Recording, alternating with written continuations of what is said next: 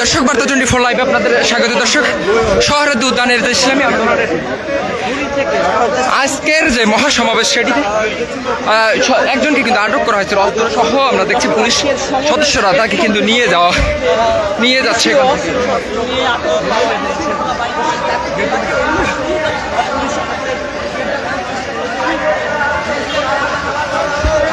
দর্শক, যেমনটি দেখছেন আপনার বার্তা 24 লাইভে যে পুলিশ সদস্যরা কিন্তু একজনকে আটক করছেন।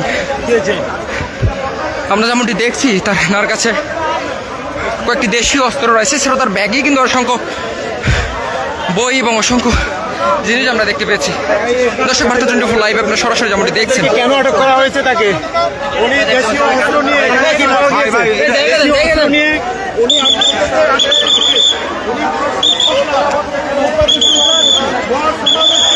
দর্শক, ইসলামী আন্দোলন বাংলাদেশের সমাবেশে দেশীয় অস্ত্র শস্ত্র নিয়ে একজনকে আটক করেছে।